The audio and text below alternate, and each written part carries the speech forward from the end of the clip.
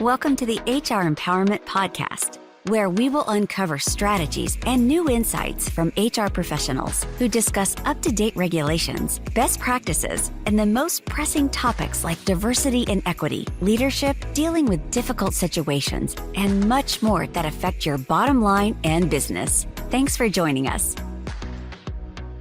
Hey everybody, Wendy Sellers here, the HR lady. Thanks for coming back. I'm here with my co-host, JC. Aloha. Welcome. It's Friday, right? Yes, it is. On our podcast, it is definitely Friday. Hey, in this episode 5 of 5 in the series, we're going to be talking about creating lasting impact and legacy. And talk about a legacy of our guest here. We have guest Genevieve Piturro, who is a TEDx keynote speaker, award-winning author, a founder, and her journey has taken her from a little girl's question in a shelter to the Oprah show and boardrooms and stages across the United States. Welcome back, Genevieve. Thank you. Thank you, Wendy. Thank you, JC. Hey, before we wrap up our session today, we don't have that much time left, but I do want to talk about, exploring the concept of legacy and how individuals, regardless of their role, whether they're an individual contributor, a supervisor, manager, a business owner, how can they leave meaningful impact through their work? What are your thoughts here? And feel free to, share with us some information about your pajama program once again.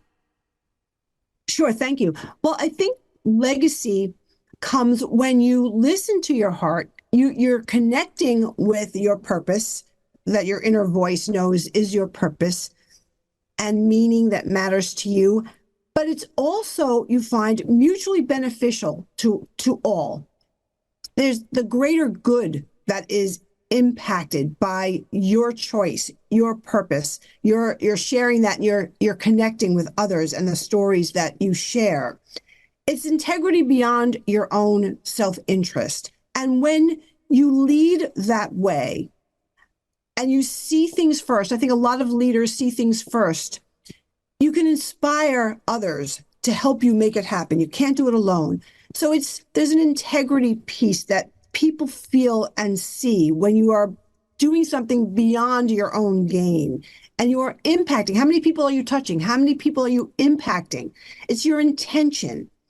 It's understanding that you will be remembered, yes, but your impact, the people that you have touched and the lives that you have changed because of your intention and you're following your heart is going to be positive, is going to be beautiful, because that's what comes from the heart. So it sounds like it's a long voyage, but it's a simple voyage. If you start with your heart, you listen to your heart voice, and you are doing something because you honestly want to impact more than yourself. You want to touch people in a positive way, more than making yourself comfortable or happy. That it just flows. People tell other people feel that impact. People can feel your authenticity and your sincerity. People will rally for you. And that's a feeling. That's where legacy comes from, the emotion of your impact and your leadership. Yeah, I love it. And as HR professionals, we're trying to help our employees and our team to do exactly that, to make sure that they're passionate about their work so that they're engaged and motivated and they get the job done, and so they don't walk out the door. So, how can HR professionals align their work with their values, with their personal values and aspirations for creating this lasting legacy within their organization that they are the HR person for? I think that's the purpose statement. I think when they sit down, a leader, a founder for sure, I always had my mission statement, my purpose in writing. My husband actually wrote it up after he said, seeing me sort of struggle with making it happen when odds were against me. And he put together this statement. And I think that we see them on walls and we see them when we enter companies, but I think you need to find it from your heart, why you're doing this, what the purpose is, and share it, because becoming a voice that moves the world is part of one another is what's going to move mountains and move people. And then there's that emotional piece again. Your mission statement has to be heart to heart, has to be the emotion of impacting others, impacting the greater good with a service, with a product, together, one another, and embracing all, inviting all. And to me, that's what the strongest legacies have, a strong leader, but you know that people love working there, love working with him or her. Genevieve, there's been a question at the tip of my tongue through this entire series so far. I read that piece that you were on Oprah. Can you just talk to us a little bit about how that opportunity was? I don't want to say it was amazing. Maybe you didn't like it. Maybe it wasn't amazing. I don't know. Come on, though. Realistically, how was that? How did you wind up on Oprah? And how was that experience overall? JC, it was beyond amazing. Beyond. My husband, early on, I met him just when I was going through this transition, and he was the first one to believe in me. He said, I think you should follow your heart. And he said, what would change it when I was struggling? And I said, oh, like everybody else, getting on Oprah. So he took me to a park bench and he taught me meditation. And I was not a meditator. I wasn't spiritual. I think I knew that there was something other than me. But Genevieve, anyway, real quick, who wants to close their eyes and meditate in Central Park? No, you got to keep your head on a swivel there. No, I get it. But I did that. And months later, not a year, 6 months later, whatever, I got a call. And the woman said, this is so-and-so, producer for the Oprah Winfrey Show. Do you have a minute? Oh, and stop. JC, I remember saying to myself, stay calm. Yeah. Stay calm. Half of me was screaming in my brain. The other half of me kept saying, if you screw this up, they're never going to put you on the show.